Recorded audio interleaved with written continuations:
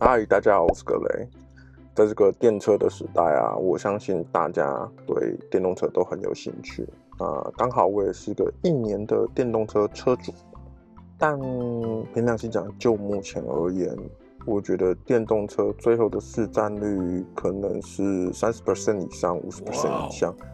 因为就目前的使用环境来说，确实油车跟电动车比起来，电动车是稍显劣势一点点。但这并不影响我对电动车的爱，反而让我对油车的爱薄如蝉翼啊！今天就跟大家分享特斯拉电动车要怎么选。那在选择特斯拉车款之前，你应该先想想看一件事情：你适不适合拥有电动车呢？我认为你适不适合拥有电动车有2个最重要的因素。第一个因素就是你家里能不能安装充电桩。基本上只要你家里能够安装充电桩，你就适合成为一个电动车车主，因为等于你一回家，你就可以把电接上，就像你手机一样，一回到家你就接上电，隔天你起来要出发，又是满满的一桶电。某种程度而言，反而还比你油车还要更舒服。油车你可能加油，你还要去外面加油站加油，但电动车只要你在家里的充电的里程能够满足你的日常所需，基本上你连外面的超充站长什么样子都不见得知道。所以只要你家里可以装充电桩，基本上你就是一个适合电动车的车主。第二个因素就是你家方圆500公尺之内有原厂或是第三方的超充，那这样也可以，但是这有一个但书，就是你可以接受3到5天你需要花30分钟左右去超充站充电。因为现在大家常听到电动车可能只要20分钟就可以把电充到80% 左右，但实际上你大概要充电的时间都是约莫30分钟，付出的时间成本并不是只有充电这30分钟，你还有这个来回的路程。所以我认为，如果你家距离超充站的路程有15分钟，那来回就是30分钟，等于30分钟再加上30分钟，你花的时间成本就是1个小时。所以我认为，大概在住家方圆500公尺之内有超充站是比较合适的。如果超过500公尺，我觉得时间成本就有点太高了。下次如果有机会，我拍个短片给大家看一下，让大家知道，如果距离不是500公尺，可能是5-6公里的话，你付出的时间成本到底有多高？讲完了你适不适合电动车，接着我们来讲一下特斯拉的电动车，你该选哪一台呢？首先，我们先讲预算无上限。预算无上限，规格直接一次封顶。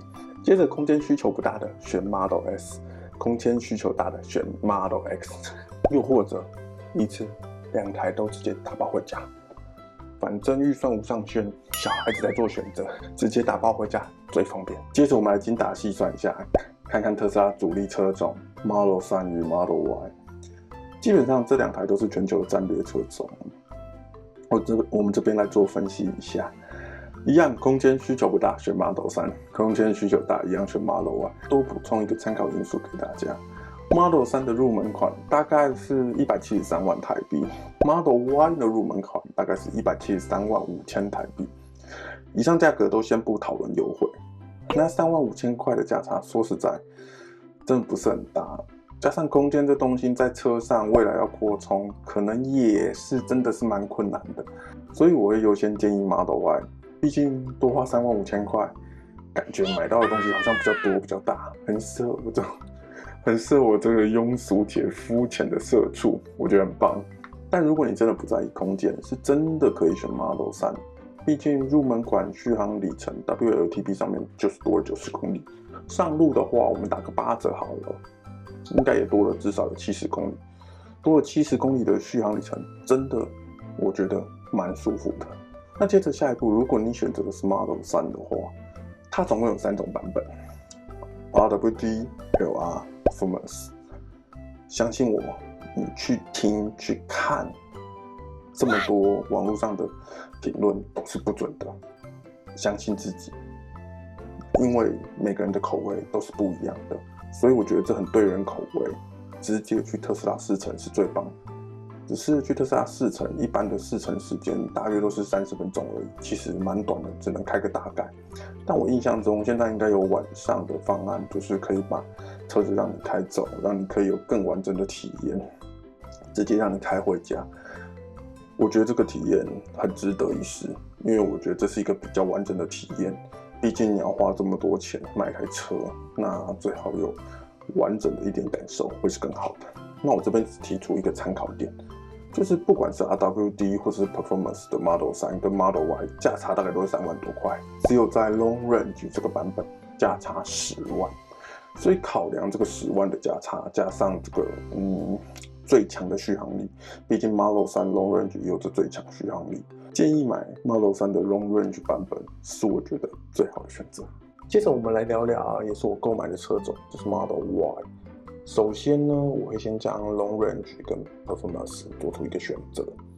对我来说 ，Long Range 跟 Performance 这两个选择的时候，我会无条件的选择 Performance。续航里程差异真的不多，那价差约莫26万。轮胎、轮框加上加速性能 ，Performance 的后座乘坐感较佳，我觉得26万是蛮值得的。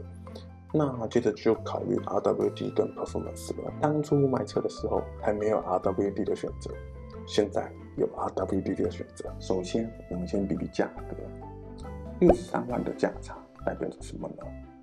代表着一次大电池的更换。RWD 的价格先天就跟 Performance 价差了一个大电池的价差，所以如果你买 RWD 的话，过保后你要换了一次大电池才会跟 Performance 花一样的价钱。那换一次大电池至少可以让你再战个7、8年吧。以 CP 值跟实用性的话，似乎 RWD 很划算。接着我们来聊聊 RWD 的短腿，大家都戏称它叫短腿 Y。一台全新的 RWD 表显的续航里程大约是400公里。一台全新的 Performance 表现的续航里程大约是460公里。RWD 因为是 LFP 的电池，所以日常使用大概是可以使用100% 到20%，大约也就是320公里。Performance 呢，因为是3元锂电池，日常使用大概是可以使用80% 到20%，大概也就是276公里。以上是日常建议的使用里程，不是我建议的，这是原厂建议的。当然，最大续航里程 Performance 还是高于 RWD，约莫60公里。这边还要再补充一点，在充电速度上 ，RWD 基本上是高远的充电曲线，所以它会维持高功率的充电时间会比较久一点。因此，在超充的时候，它也充得比较快。